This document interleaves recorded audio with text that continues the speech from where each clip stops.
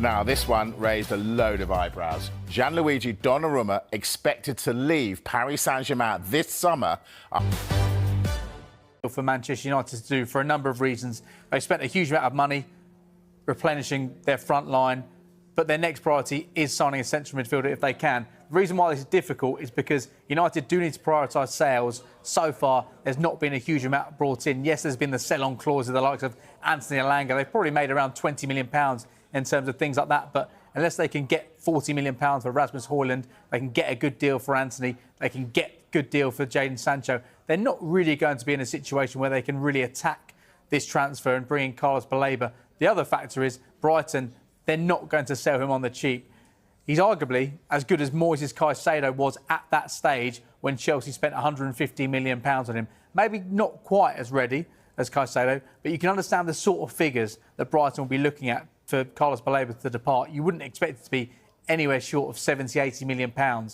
So for United to go after that, they need to do a lot of work in terms of outgoings over the course of the next few weeks. Well, I think the player feels that he is worth. And also, PSG don't want to be in the situation anymore where players are leaving and free transfers. Remember that whole saga we all remember with Kylian Mbappe as well. Once bitten, twice shy. So I think what they've done is gone out and bought a new goalkeeper, Lucas Chevalier, for €40 million. They've said to Lucas Chevalier, you're the number one. Donnarumma is not even in the squad for the Super Cup game against Tottenham. All parties are trying to work to find him a new club. But of course, it's going to be very, very difficult because he's arguably the best goalkeeper in the world and he's on big, big wages. And he always has the option of just saying, you know what, I'm not going anywhere. I've got this big contract. I like my life in Paris. Not doing that in the World Cup year. Well, not doing it. I agree with you. I agree with you. How could Italy's number one goalkeeper not play at all in a World Cup year? But he does have that option. But it looks like he's not going to play for PSG again. And it's quite an incredible turnaround because just a few months ago, he was winning the Champions League in spectacular fashion as one of the key players in that brilliant PSG side. Top goalkeeper. There won't be short of suitors. What about Alejandro Garnacho? Has he got lots of suitors?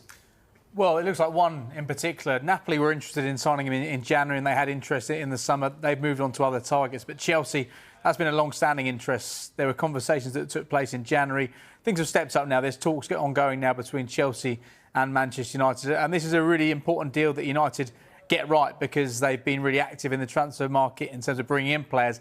Now the priority is selling players. Alejandro Garnacho would represent pure profit from a profit and sustainability perspective. Previously, they were looking for around £70–60 million. I'm unsure they're going to get that right now because of a number of conditions. The fact he's been frozen out of the first-team picture. He's not training with the first-team squad. I know Ruben Amorim says he'll be reintegrated if there isn't the market value met by a club like Chelsea.